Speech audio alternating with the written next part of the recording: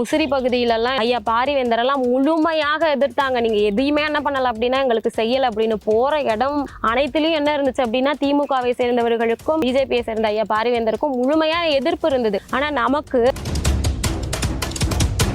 மற்ற கட்சிகளை போல என்ன பண்ணல அப்படின்னா ஏனோ தானோ எல்லாரையும் தூக்கி என்ன பண்ணிடல அப்படின்னா சீமானப்பா நிப்பாட்டிடல. அப்ப ஒரு கல்வியில ஒரு அறிவு சார்ந்தவங்களையா என்ன பண்ணணும் அப்படின்னா நிப்பாட்டணும் அப்படின்னு நினைக்கிறாங்க. அப்ப அதுல என்ன இருக்கு அப்படின்னா எல்லார போல மற்ற கட்சிகளை போல நிப்பாட்டல. அப்ப அதுல ஒரு மக்கள் மத்தியில ஒரு தெளிவு இருக்கு. அவங்களுக்கு நம்ம என்ன பண்ணணும் அப்படின்னா வாக்களிக்கணும் அப்படிங்கிற எண்ணம் இருக்கு. சில இடங்கள்ல போகும்போது பூத்துக்குள்ளார நாங்க நின்றுட்டு இருந்தப்போ துறையால என்ன பண்ண முடியல அப்படின்னா நம்ம கிட்ட நேரடியா அணுக முடியல. ஆனா நான் பூத்தை விட்டு வெளியில வந்த உடனேயே என்ன பண்ணாங்க அப்படின்னா தேன்மொழி மேடமும் கூப்பிட்டு பேசினாங்க. அவங்க இது மாதிரி நாங்க காவல்துறையில ஒரு குறிப்பிட்ட பேர் நாங்க என்ன பண்றோம் அப்படின்னா கண்டிப்பா நாம் தமிழர் கட்சிக்கு தான் உங்களுக்கு தான் நாங்க என்ன பண்ண போறோம் அப்படின்னா வாக்களிக்க போறோம், நாங்க பேசி வச்சிருக்கோம் அப்படின்னு சொல்லி ரொம்ப மகிழ்ச்சியான முறையில. அப்புறம் தீயணைப்பு துறையிலிருந்து ஒரு அண்ணா எனக்கு தொடர்பு கொண்டிருந்தாங்க. பெரம்பலூர் பகுதியில் உங்களை கண்டிப்பா நாங்க சந்திச்சே ஆகணும், உங்க கூட நாங்க பயணிக்கணும், நாங்க வாக்கு கண்டிப்பா எங்க பகுதியில் இருக்கிறவங்க எல்லாரும் சேர்ந்து உங்களுக்கு தான் வாக்களிப்போம்னு சொல்லிட்டு இறுதி நாள் 17ஆம் தேதியோட முடியுது. அன்று இறுதி நாள் என்ன பண்ணாங்க அப்படின்னா நேரடியா நம்ம கூட களத்துல நம்ம கூட பயணிச்சாங்க. அரசு வேலையில இருக்கோம், நம்ம கூட முழுமையா அவங்களால என்ன பண்ண முடியாது அப்படின்னா பயணிக்க முடியாது. ஒரு 10 நிமிடமாவது நமக்காக நேரம் ஒதுக்கி நம்ம கிட்ட பேசணும் அப்படிங்கிற ஆர்வம் என்ன இருக்கு அப்படின்னா ஒவ்வொருத்தவங்க கிட்டையும் இருக்கு. ஆசிரியர்கள், நான் ஒரு உதவி பேராசிரியரா ஒரு தனியார் கல்லூரியில பணிபுரிஞ்சிருக்கேன். அப்ப கொலீக்ஸ் என்ன பண்ணாங்க அப்படின்னா நான் சொல்லியிருக்கேன் மேம், நம்ம சரௌண்டிங்ல எல்லாருக்கிட்டையும் நான் சொல்லியிருக்கேன், கண்டிப்பா உங்களுக்கு தான் என்ன பண்ணுவாங்க அப்படின்னா வாக்களிப்பாங்க அப்படிங்கிற மாதிரி நம்ம கிட்ட வெளிப்படுத்தினாங்க. களத்துல போய் நமக்கு சில சிக்கல்களை நம்ம அனுபவிச்சிருந்தா கூட சிலர் அரசு அதிகாரிகள் நம்ம கிட்ட நேரடியா உங்களுடைய திட்டங்கள் செயல்பாடுகள் நல்லா இருக்கு, சீமான் அண்ணனை எனக்கு ரொம்ப பிடிக்கும், நல்ல கருத்துக்களை என்ன பண்றாங்க அப்படின்னா சீமான் அண்ணன் முன்னெடுத்து செல்றாங்க, தமிழ் தேசியத்திற்கான விடியல் யாரு அப்படின்னு கேட்டா சீமான் அண்ணன் தான், அப்போ உங்களுக்கு தான் எங்களுடைய வாக்கு நம்ம கிட்ட சொல்லும் போது நம்ம எவ்வளவு துன்பப்பட்டாலும் என்ன இல்லை அப்படின்னா அது நமக்கு துன்பமா தெரியறது இல்லை. உங்களுக்கு ஒரு சில பேர் சொல்லியிருப்பாங்களே நாங்க உங்களுக்கு தான் போட்டோம், ஓட்டு போட்டுருக்கோம் அப்படின்னு சொல்லி, காவல்துறை அதிகாரிகள் இல்ல ஆசிரியர்கள், அந்த மாதிரி யாராவது உங்ககிட்ட சொல்லியிருக்காங்களா இந்த மாதிரி நான் உங்களுக்கு தான் அந்த வாட்டி போட்டிருக்கோம் அப்படின்ட்டு?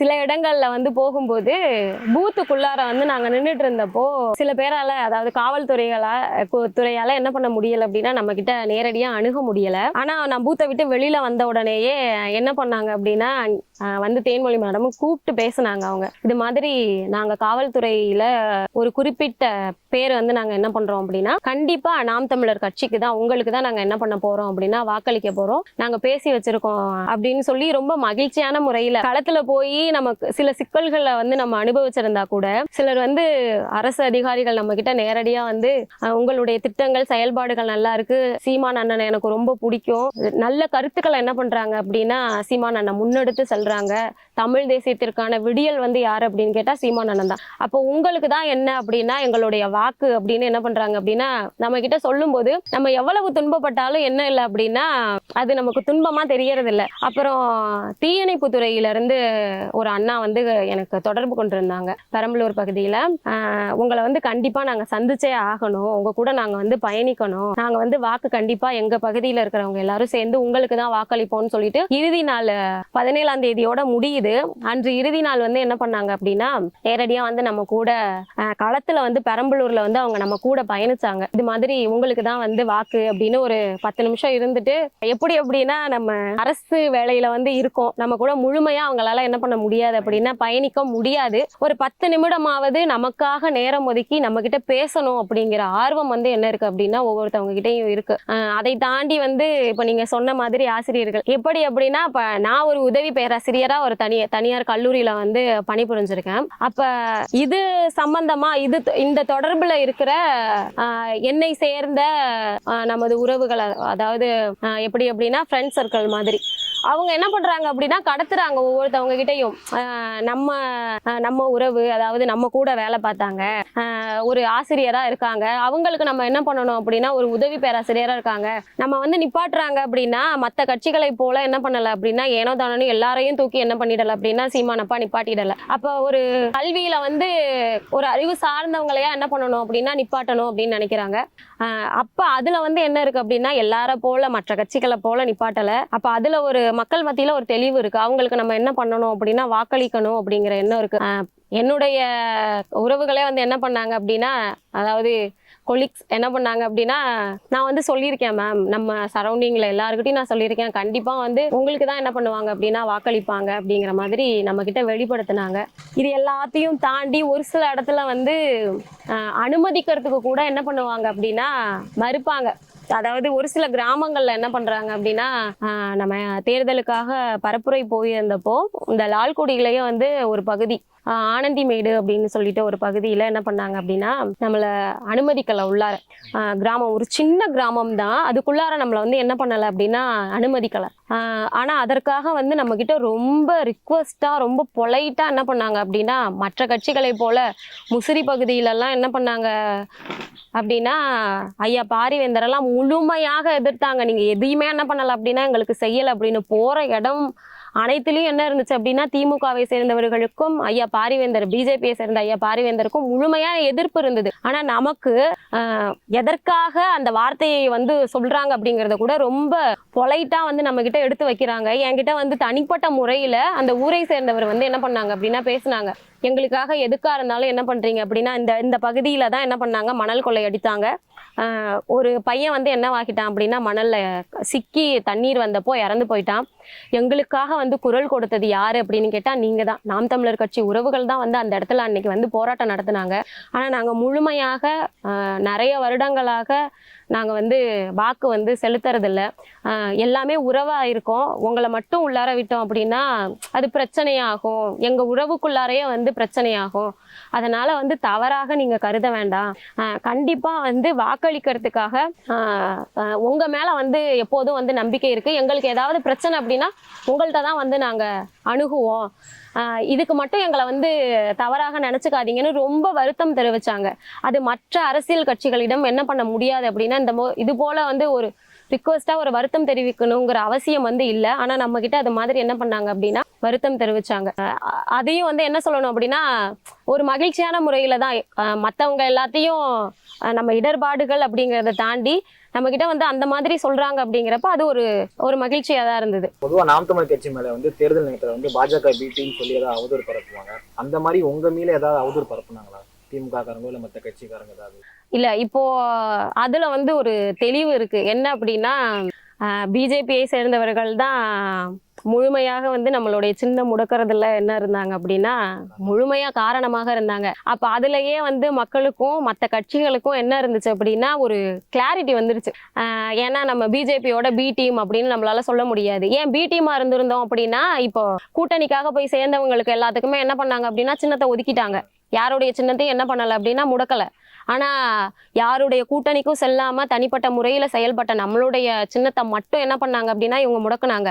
அப்ப அதுல ஒரு கிளாரிபிகேஷன் என்ன வந்துருச்சு அப்படின்னா மக்கள் மத்தியில இருக்கு, அவங்க பி டீம் கிடையாது, அவங்க வந்து தெளிவான முறையில தான் என்ன பண்ணிட்டு இருக்காங்க அப்படின்னா அரசியல் பண்ணிட்டு இருக்காங்க அப்படிங்கிற தெளிவு மக்கள்கிட்ட இருக்கு. இன்னொன்னு என்ன அப்படின்னா பி டீம் அப்படின்னு எல்லாம் சொல்ல முடியாது, திமுகவும் பிஜேபியும் என்ன அப்படின்னா ஒண்ணுதான். இந்த நம்ம சின்னம் பறிக்கிறது, நம்ம நாம் தமிழரோட இந்த விவசாய சின்னத்தை பறிச்சதுல 2 பேருமே ஒன்றுதான், ஒன்றாக தான் என்ன பண்றாங்க அப்படின்னா இதுல தெளிவா செயல்பட்டு இருக்காங்க. மத்தியில ஆள்றவங்க நம்மளுடைய சின்னத்தை வந்து என்ன பண்றாங்க அப்படின்னா பறிக்கிறாங்க, மாநிலத்துல ஆள்றவங்க என்ன பண்ணல அப்படின்னா அந்த சின்னம் குறித்த எந்த கண்டனத்தையும் என்ன பண்ணல அப்படின்னா தெரிவிக்கவே இல்லை. ஏன் கண்டனம் தெரிவிக்கிறதுக்கு உங்களுக்கு என்ன கண்டனம் தெரிவிக்க முடியாதா? 3 முறை வந்து நம்ம என்ன பண்ணியிருக்கோம் அந்த சின்னத்தை வச்சு நம்ம போட்டிட்டு இருக்கோம், அதற்கான வரி எல்லாமே என்ன பண்ணியிருக்கோம் அப்படின்னா நம்ம சரியான முறையில என்ன பண்ணியிருக்கோம் அப்படின்னா நம்ம செலுத்தி இருக்கோம். அதையும் மீறி நம்மளோட சின்னத்தை வந்து என்ன பண்றாங்க அப்படின்னா பறிக்கிறாங்க. ஏன் இந்த கட்சிகள் வந்து ஏன் எதிர்க்கல? கடைசியா அந்த சின்னத்தை யாரிடமோ என்ன பண்றாங்க அப்படின்னா தூக்கி கொடுக்குறாங்க, அது வந்து தெலுங்கு தேசம்னு சொல்றாங்க. அவங்கெல்லாம் ஒரு 20 ஓட்டு 30 ஓட்டு யாருன்னே தெரியாம ஏதோ ஒரு மாநிலத்துல இருந்தவங்க கிட்ட என்ன பண்றாங்க அப்படின்னா அவங்களுடைய சின்னத்தை வந்து தூக்கி கொடுக்குறாங்க. அந்த கட்சியை சேர்ந்தவர்களோட திமுகவை சேர்ந்தவர்கள் என்ன பண்றாங்க அப்படின்னா உறவுல இருந்திருக்காங்க, கூட்டணியில இருந்திருக்காங்க. அவங்களுக்கான முழுமையா என்ன செயல்படணுமோ நாங்க வந்து என்ன பண்றோம் அப்படின்னா செயல்படுறோம்னு இவங்க வந்து தெரிவிச்சிருக்காங்க, திமுகவை சேர்ந்தவர்கள்.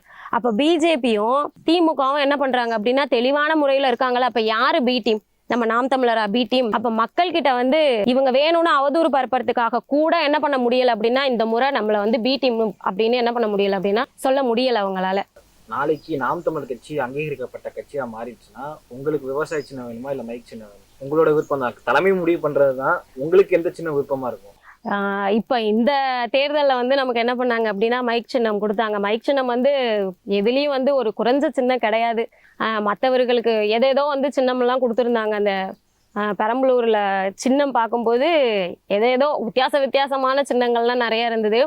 அதுல வந்து நமக்காக ஒதுக்கப்பட்ட மைக் சின்னம் அப்படிங்கிறது வந்து ஒரு நல்ல சின்னம் தான். அது வந்து குறை அப்படின்னு வந்து சொல்ல முடியாது நம்மளால. நம்மளுடைய புரட்சியான கருத்துக்களை ஒவ்வொருத்தரும் வந்து ஒரு புரட்சியாளரா உருவாக்குறாங்க. ஒரு பிடல் காஸ்ட்ரோ மாதிரி, சேக்குவேரா மாதிரி ஒரு புரட்சியாளரை உருவாக்கியது, அவங்களுடைய கருத்துக்களை வந்து எடுத்து சொன்னது அப்படின்னு கேட்டா மைக் சின்னம் தான். இந்த மைக் சின்னத்தை வச்சுதான் என்ன பண்ணாங்க அப்படின்னா மற்ற ஆட்சியாளர்களும் என்ன பண்றாங்க, அவங்களுடைய வாக்குகளை வந்து சேகரிச்சாங்க.